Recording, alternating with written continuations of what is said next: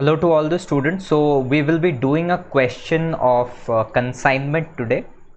This question has three things that you will need to know before you do this question. The first one is how to calculate the value of unsold stock when there is abnormal loss, how to calculate the value of abnormal loss, and what is the adjustment of insurance when there is abnormal loss. तो ये तीन चीज़ें आपको पता होना चाहिए जबकि आप ये क्वेश्चन कर रहे हो। तो देखते हैं ये क्वेश्चन क्या है एंड फिर हम लोग इसको सॉल्व करेंगे। अगर आपको ये तीनों चीज़ें जो मैंने बोला नहीं भी आता है, फिर भी आप ये क्वेश्चन में जैसे जैसे मैं बता रहा हूँ वहाँ देख कर सीख सकते हैं। तो try to solve this question. This is the question.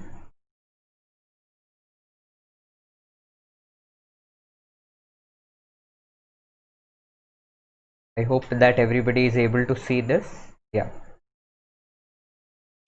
The Kolkata Chemical Company Limited consigned 35 boxes of medicines to the National Medical Hall, Patna.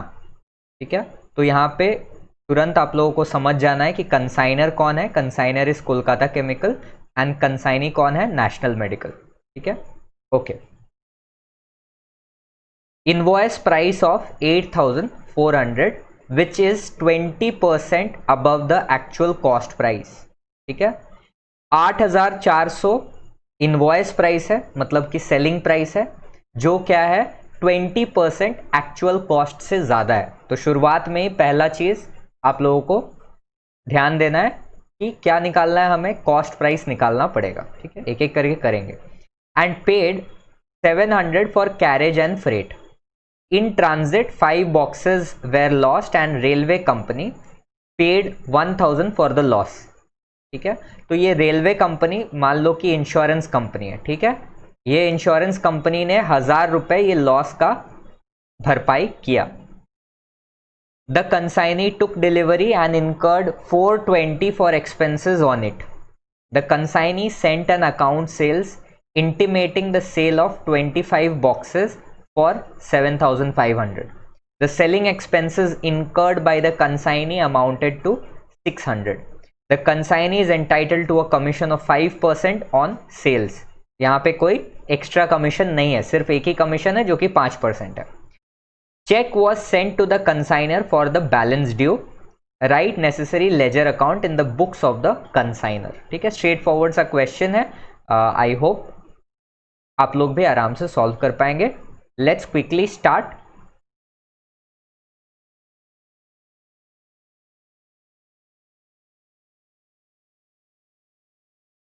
Okay, so before we do this consignment account, we have to calculate a few values। तो सबसे पहला value जो हम calculate करेंगे, first value that we will be calculating is the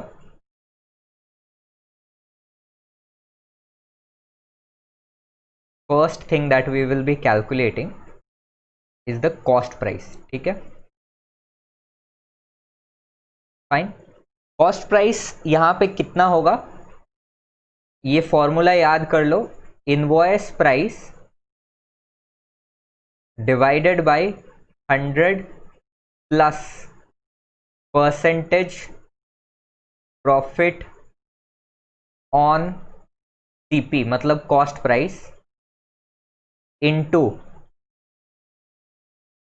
percentage profit on CP. ठीक है, ये formula life time के लिए याद कर लीजिए, ये फॉर्मूला बहुत इंपॉर्टेंट है। तो यहाँ पे हम लोग क्या करेंगे, इनवॉइस प्राइस हमारा हमें पता है 8,400। ठीक है, 100 प्लस परसेंटेज प्रॉफिट कितना है 20%, तो 20% करेंगे मल्टीप्लाइड बाय 20%। ठीक है, सिंपल। 8,400 divided by 120% into 20%। एक चीज ध्यान दो, न्यूमरेटर और डिनोमिनेटर दोनों में अगर परसेंटेज है तो दोनों को हम कैंसिल कर सकते हैं एक दूसरे से। ठीक है, तो हट जाएगा, सिंपल हो जाएगा। 8,400 डिवाइडेड बाय 120 मल्टीप्लाइड बाय 20। ठीक है, कट करोगे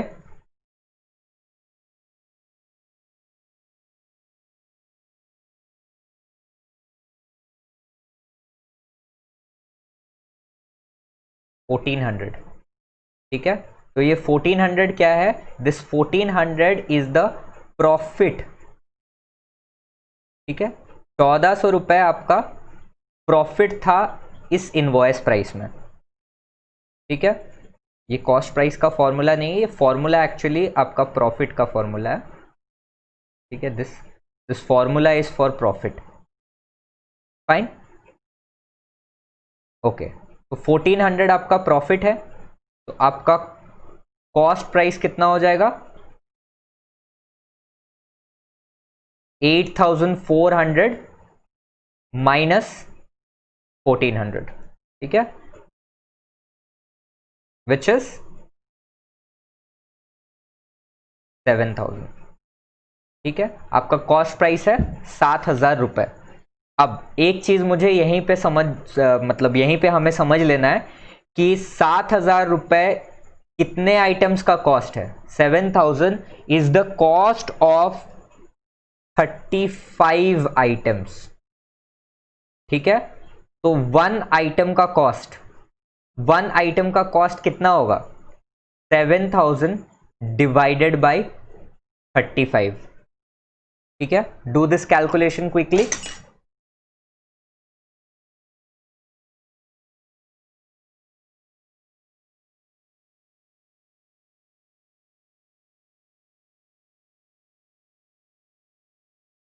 you must be getting 200, ठीक है।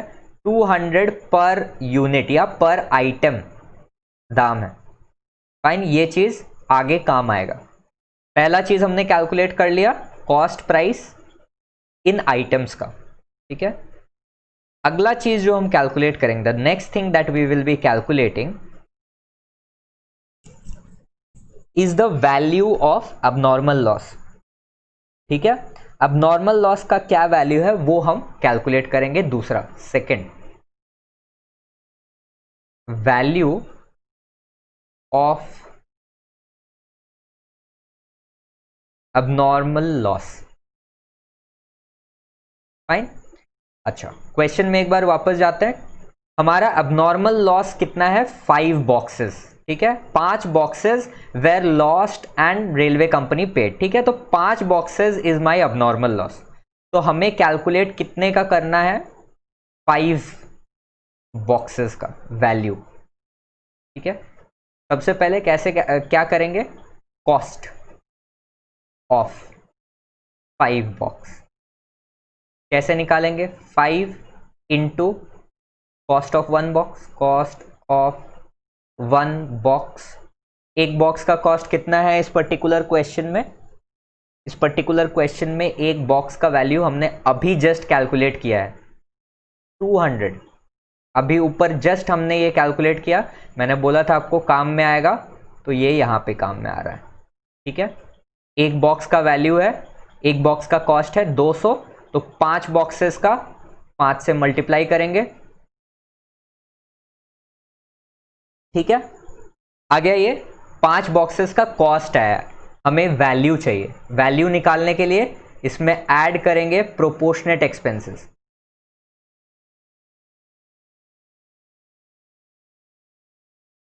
प्रोपोर्शनेट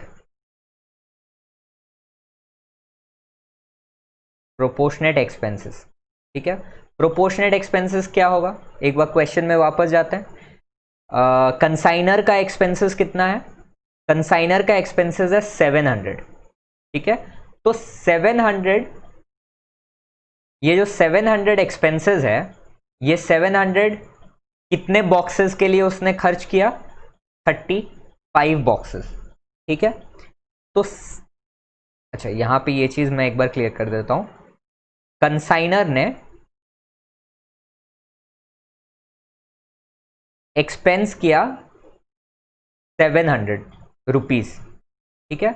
ये 700 उसने कितने बॉक्सेस के ऊपर किया, 35 बॉक्सेस के ऊपर, ठीक है। तो एक बॉक्स का अगर मुझे वैल्यू निकालना है तो कैसे करेंगे हम लोग, 700 डिवाइडेड बाई 35। तो यहां पे सबसे पहले वही करेंगे, 700 डिवाइडेड बाई 35। अब मुझे कितने बॉक्सेस का वैल्यू चाहिए? 5 बॉक्सेस का, जो कि लॉस हो गया मेरा। तो यहां पे मैं मल्टीप्लाई करूंगा इंटू 5, तो मुझे मिल जाएगा प्रोपोर्शनेट एक्सपेंसेस ऑफ 5 बॉक्सेस। ठीक है, डिवाइड करो, the answer should come eight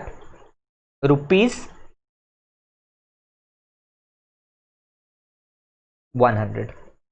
ठीक है, तो इसको और इससे हम ऐड करेंगे, तो we will get 1100 rupees. This 1100 rupees is the value of the abnormal loss.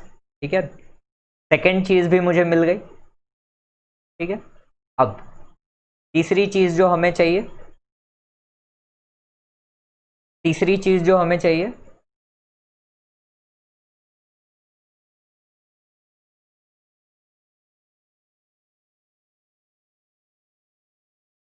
Value of unsold stock. Unsold stock. ठीक है, ध्यान देना, यही वाला ज्यादा कंफ्यूजिंग होता है। ठीक है, okay, the first thing that you have to calculate is how many units are unsold. ठीक है, सबसे पहला चीज कि कितना यूनिट्स बचा हुआ है। तो देखते हैं शुरुआत से, consignor, consignee,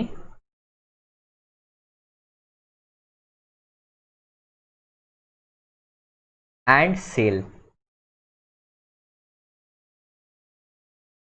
wait, and sale, consignor, consignee, sale, तो हमें मिल जाएगा अनसोल्ड। ठीक है, तो कंसाइनर ने कंसाइनी को कितने गुड्स भेजे? कंसाइनर ने कंसाइनी को 35 आइटम्स भेजा। ठीक है, कंसाइनी के पास जाते वक्त 5 आइटम्स अब नॉर्मल लॉस हो गया, तो कंसाइनी के पास कितने पहुंचे? 30 आइटम्स पहुंचे। ठीक है, अभी कंसाइनी के पास 30 आइटम्स जो पहुंचे, उसमें से उसने कितना सेल कर दिया? 25 आइटम्स सेल कर दिया। तो अनसोल्ड कितने बचे? 5 items. This is the first thing that you have to find out when you want to understand the value of unsold stock. ठीक है, तो अब हमें 5 आइटम्स जो बचे हुए हैं, वो 5 आइटम्स का वैल्यू निकालना है। ठीक है, तो वैल्यू निकालते वक्त फर्स्ट चीज, कॉस्ट ऑफ 5 आइटम्स, ठीक है, इज इक्वल टू, कॉस्ट निकालने के लिए क्या करेंगे? Straight forward,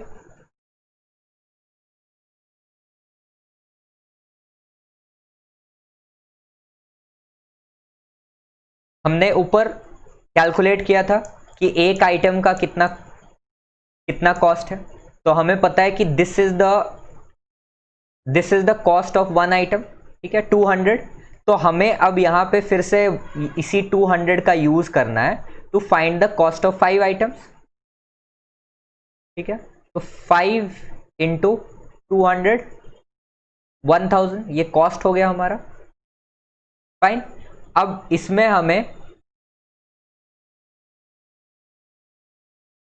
proportionate expenses add करने हैं।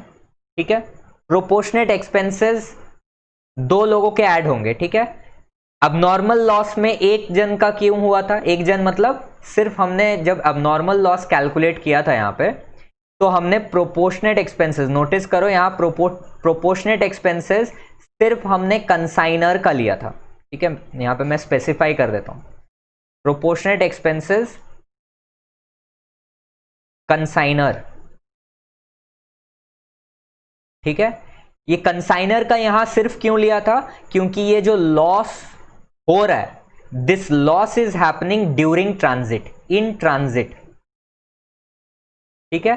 ट्रांजिट के वक्त अगर लॉस होता है तो सिर्फ कंसाइनर का प्रोपोर्शनेट एक्सपेंसेस हम कंसिडर करते हैं, ठीक है। ये एक छोटी सी चीज थी जो क्लियर रहनी चाहिए। लेकिन अब जब हम अनसोल्ड स्टॉक का वैल्यूएशन कैलकुलेट कर रहे हैं तो कंसाइनर एंड कंसाइनी दोनों का प्रोपोर्शनेट एक्सपेंसेस हम कैलकुलेट करेंगे, ठीक है। तो कंसाइनर का प्रोपोर्शनेट एक्सपेंसेस हमें पता है, अभी ऊपर अब नॉर्मल में हमने कैलकुलेट किया था, वही हो जाएगा 700 डिवाइडेड बाई 35 इंटू 5 आइटम्स है तो 5 मल्टीप्लाई करेंगे, ठीक है। सेम ही कैलकुलेशन है। अब नॉर्मल लॉस भी 5 का ही था, इस कारण से कैलकुलेशन यहां सेम है, सब में सेम नहीं होगा। अच्छा, अभी कंसाइनी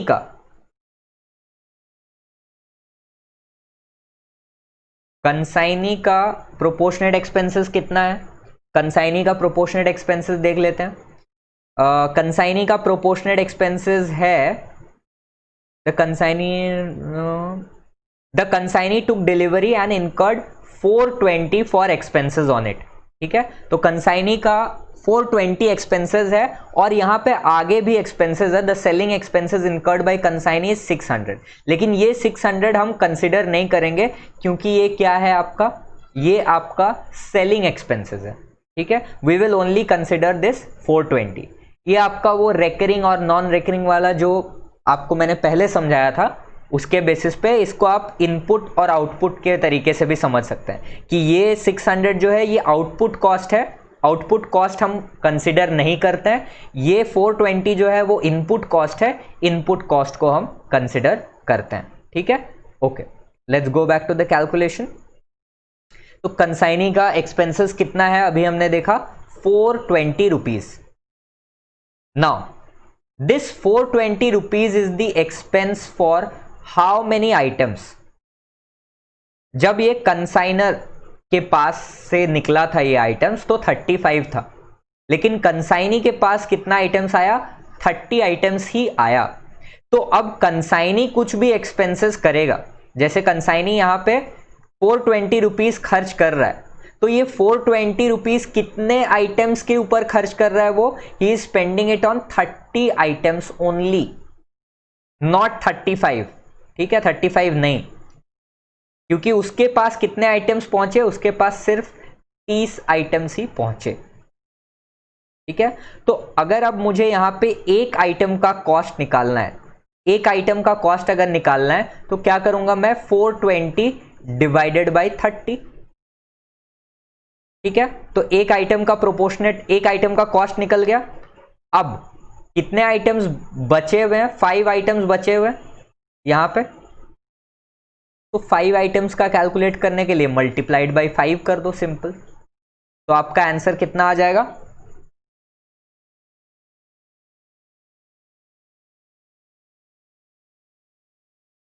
70 रुपीज, ठीक है। 70 रुपीज आ जाएगा आपका। तो अब आपको क्या करना है, now you have to do a simple thing, you have to add this, this and this. ये 3 चीजें आपको ऐड करनी पड़ेंगी to find the cost of, sorry, to find the value of. Cost और वैल्यू में क्या फर्क है, कॉस्ट ये है, see this is the cost, but value कब निकलेगा, जब ये तीनों चीजें ऐड करेंगे अब। तो वैल्यू ऑफ अनसोल्ड स्टॉक आपका क्या हो जाएगा, 1170, ठीक है। तीनों को ऐड करेंगे, 1100 और 70, which will be equal to 1170। So this is the value of your unsold stock, ठीक है। तो ये 3 चीजें आपको सबसे पहले कैलकुलेट करनी है वर्किंग नोट्स में, तभी आप कंसाइनमेंट अकाउंट बनाना शुरू करना, ठीक है। तो अब हमें इन 3 चीजों के वैल्यू पता चल गए हैं, अब हम कंसाइनमेंट अकाउंट बनाना शुरू करेंगे, ठीक है। आ जाते हैं कंसाइनमेंट अकाउंट पर, ठीक है। तो कंसाइनमेंट अकाउंट पे बेसिक जो चीजें हैं वो अभी तक एटलीस्ट आपको after solving a few questions आपको समझ में आ जाना चाहिए। मैं यहाँ पे सिंपलिस्टिक वे में बता दे रहा हूँ, डेबिट क्रेडिट, ठीक है। सबसे पहले गुड्स सेंट ऑन कंसाइनमेंट कितना है, इट इज 8400। यहाँ पे इनवॉइस प्राइस ही आएगा, ठीक है। ये इनवॉइस प्राइस में जो प्रॉफिट इंक्लूडेड है, जिसको हम लोडिंग भी कहते हैं, लोडिंग, ये 8400 क्या है, इनवॉइस प्राइस है। हमने अभी नीचे देखा कि उसके अंदर जो प्रॉफिट इंक्लूडेड है वो हमने कैलकुलेट किया, ठीक है, 1400 रुपये, ठीक है। ये 1400 हमने अभी कैलकुलेट किया। तो ये क्या है, ये प्रॉफिट है। इसको एक और नाम से भी हम बोलते हैं, this is also known as loading, ठीक है। आपने बुक्स में देखा होगा। तो ये लोडिंग जो है ये कुछ नहीं है, प्रॉफिट जो उस इनवॉइस प्राइस के अंदर इंक्लूडेड रहता है वो ही उसका ही एक दूसरा नाम है। तो लोडिंग हियर इज 1400। तो इसको हम एडजस्ट करेंगे, अभी मैं बता रहा हूं आगे, ठीक है। Okay, so good Saint on consignment का एंट्री आपका हो गया। दूसरी चीज जो आप एंट्री करेंगे, कंसाइनर और कंसाइनी के जो एक्सपेंसेस हैं वो एक एक करके एंट्री करेंगे। तो कंसाइनर के जो एक्सपेंसेस होते हैं, कंसाइनर का जो एक्सपेंसेस होता है वो कंसाइनमेंट अकाउंट में कैश और बैंक का एंट्री के साथ होता है। कंसाइनी का जो एक्सपेंसेस होता है, कंसाइनी का जो एक्सपेंसेस होता है एंड कमीशन, ये दोनों ही चीजें कंसाइनी अकाउंट में जाती, कंसाइनी अकाउंट से होता है, ठीक है। याद रखिएगा ये चीजें, फाइन। तो अब कंसाइनर का हमें एक्सपेंसेस क्या है, सबसे पहले पता है कि 700 रुपीज कंसाइनर का एक्सपेंसेस है, ठीक है। सॉरी, 700 रुपीज कंसाइनर का एक्सपेंसेस है, तो उसे हम कैश अकाउंट के थ्रू लिख देंगे, कैश 700। ये कुछ नहीं है, ये कंसाइनर का एक्सपेंसेस है, ठीक है, फाइन। अगला कंसाइनी का एक्सपेंसेस हम लिख देंगे, कंसाइनी अकाउंट, ठीक है। कितना है, 420 है आपका एक बार, ठीक है। ब्रैकेट में आप लिख सकते हैं एक्सपेंसेस, ठीक है। दूसरे बार एक बार और कंसाइनी आ रहा है, इस बार एक्सपेंसेस क्या है, इस बार अमाउंट है आपका 600 और ये एक्सपेंसेस आपका सेलिंग एक्सपेंसेस है। तो आप दोनों को अलग अलग लिखेंगे, ठीक है, जिससे कि कोई भी अगर इस अकाउंट को पढ़े तो उसे पता चल जाए कि क्या है, दोनों में अंतर क्या है, ठीक है। ओके, फाइन, यहां तक क्लियर होना चाहिए सबको। इसके बाद क्रेडिट साइड में चले जाते हैं। क्रेडिट साइड में सबसे पहला चीज क्या होता है, जो कंसाइनी ने जो सेल किया है उसकी एंट्री डालेंगे, ठीक है। तो एंट्री क्या डालेंगे, consignee, just a second,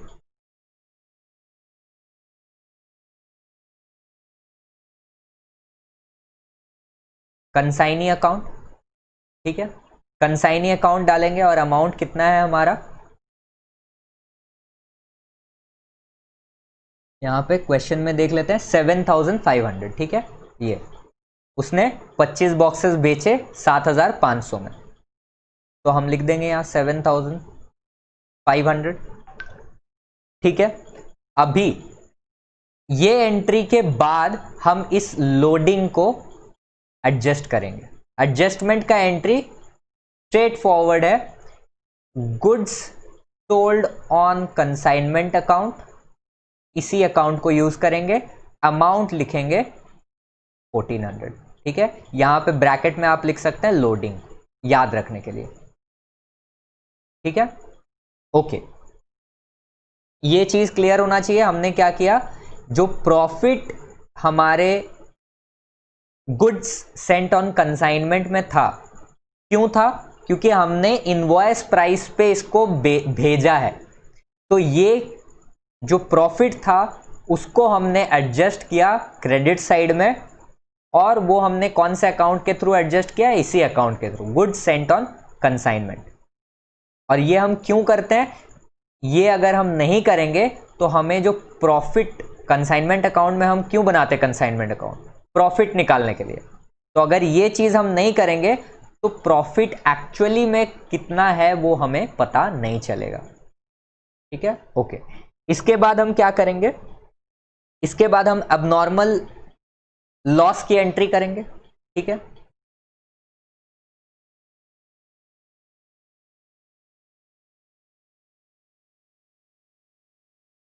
abnormal loss हमने कैलकुलेट किया था, वर्किंग नोट्स आपने अभी जो कैलकुलेट किया है वहां पे देखो हमने कितना अबनॉर्मल लॉस कैलकुलेट किया था, 1100। ठीक है, वो यहां पे लिख देंगे। फाइन। अब यहां पे क्वेश्चन में देखो एक अबनॉर्मल लॉस के बारे में कुछ स्पेसिफिकली बोला गया है कि अबनॉर्मल लॉस जो हो रहा है उसके बदले 1000 रुपए रेलवे कंपनी हमें पे कर रही है। ठीक है, फाइन। तो मैंने क्या बोला था, इसको इंश्योरेंस के हिसाब से ट्रीट करो। तो 1100 रुपए का अबनॉर्मल लॉस था, इस लॉस के बदले मुझे 1000 रुपए मिल गए, तो मेरा एक्चुअली में लॉस कितना हुआ? 100 रुपए। ठीक है, तो मेरा एक्चुअल लॉस, एक्चुअल लॉस जो है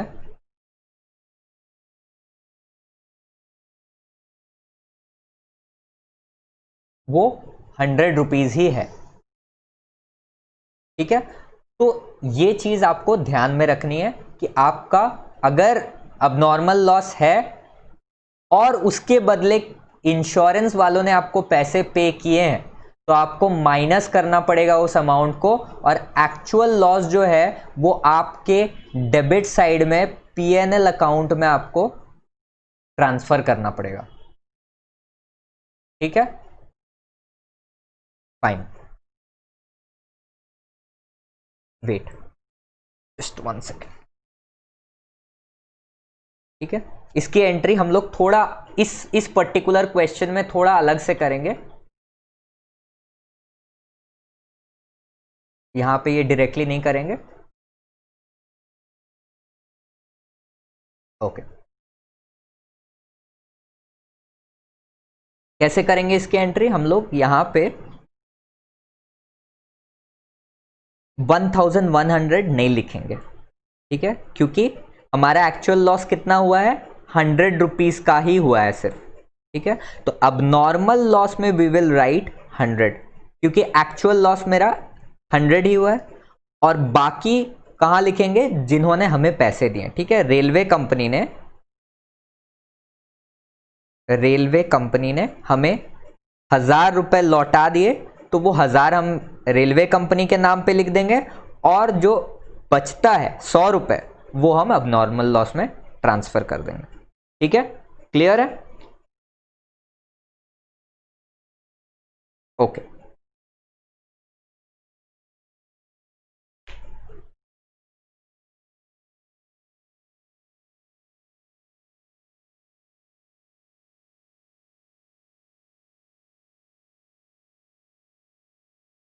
अब नॉर्मल लॉस और पीएनएल अकाउंट। ठीक है, यहां पे पीएनएल अकाउंट भी आप डाल सकते हैं।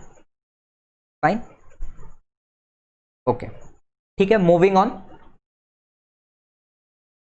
अब क्रेडिट साइड में और कुछ हमारे पास बचा हुआ नहीं है। क्रेडिट साइड में सिर्फ लास्ट चीज बची हुई है, वैल्यू ऑफ अनसोल्ड स्टॉक। जो स्टॉक बच गया हमने कैलकुलेट किया था लास्ट में, उसका वैल्यू अब बचा हुआ है। तो हम यहां पे कंसाइनमेंट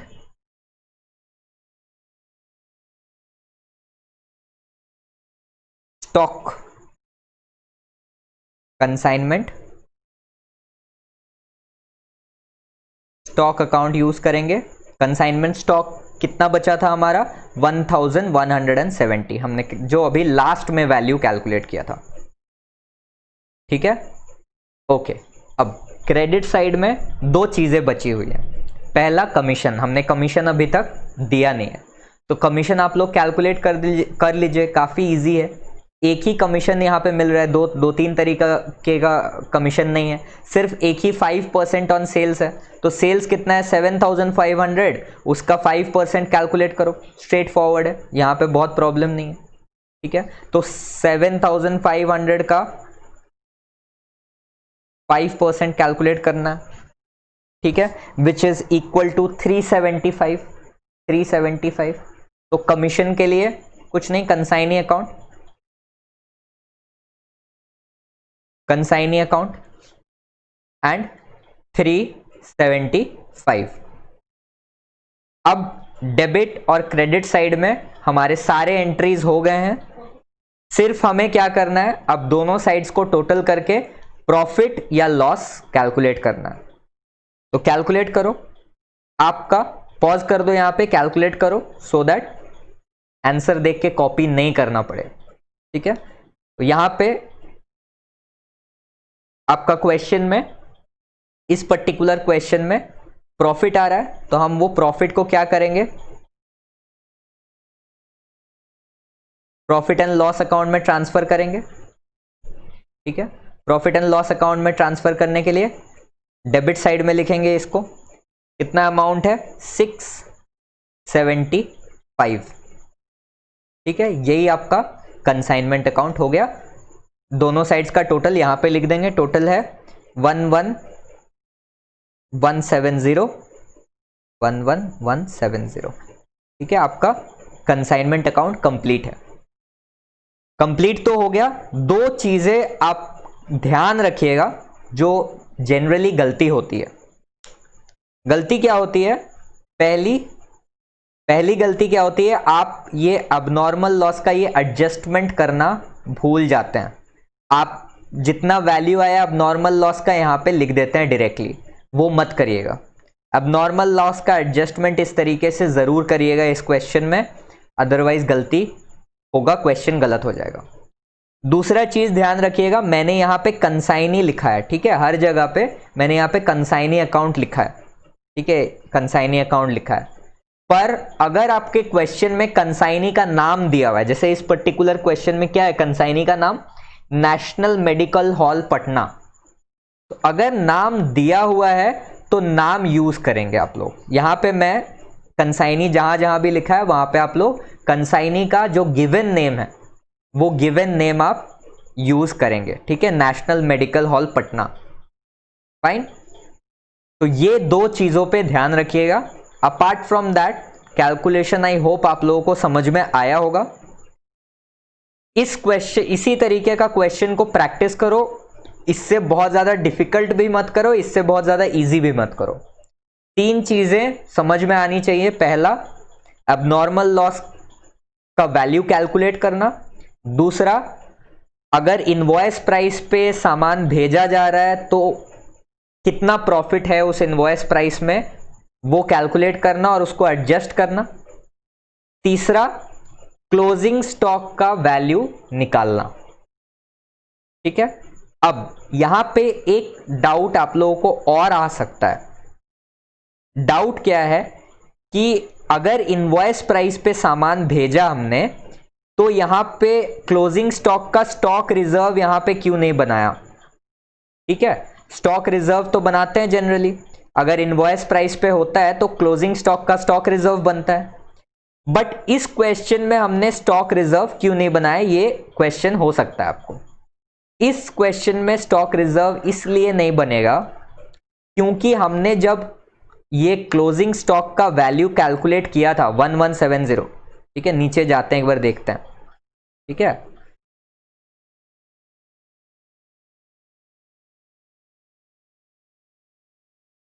हाँ, वैल्यू ऑफ अनसोल्ड स्टॉक हमने जब ये कैलकुलेट किया था तो ध्यान दो हमने कौन सा वैल्यू मल्टीप्लाई किया था, हमने 200 रुपीज मल्टीप्लाई किया था।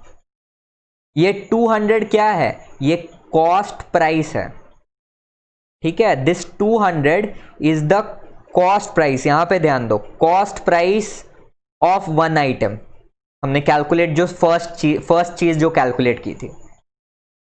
तो यहां पे अगर क्लोजिंग स्टॉक का वैल्यूएशन आप लोग क्लोजिंग स्टॉक का अगर वैल्यूएशन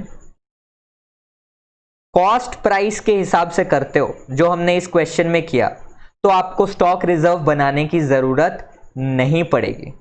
लेकिन अगर मैं यहां पे 200 के जगह पे कितना था 8400, हमारा इनवॉइस प्राइस था 8400, तो 8400 अगर 35 आइटम्स का कॉस्ट है ना, 35 का ही कॉस्ट है ना, तो एक का कॉस्ट कितना हो जाएगा 250 पर आइटम, डिवाइड करेंगे सिंपल। तो अगर मैंने यहां पे वैल्यूएशन ऑफ क्लोजिंग स्टॉक करते वक्त अगर यहां पे 200 ना लेकर 250 लिया होता,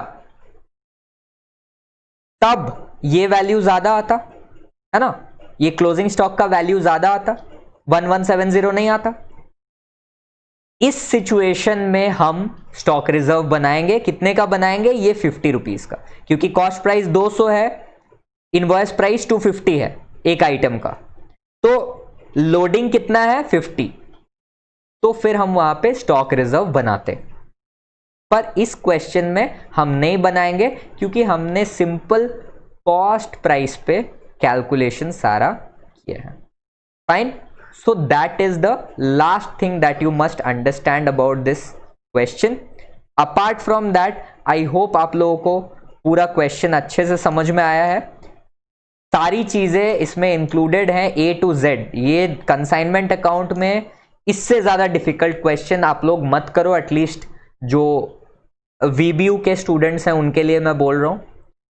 कर सकते हैं आप, प्रैक्टिस के लिए कुछ भी कर सकते हैं। अगर आप सीए की प्रिपरेशन कर रहे हैं तो सीए में भी कंसाइनमेंट अकाउंट है, या आप जनरल अपना नॉलेज बढ़ाना चाह रहे हैं या अपना लेवल बढ़ाना चाह रहे हैं तो ज़रूर करो, इससे भी टफ क्वेश्चंस अवेलेबल हैं आपके बुक्स में। बट VBU पे इसी लेवल का आता है, इससे ज़्यादा टफ नहीं आता है। That is all for today. I hope that you will ask your doubts to me. Everybody is free to ask their doubts. Thank you.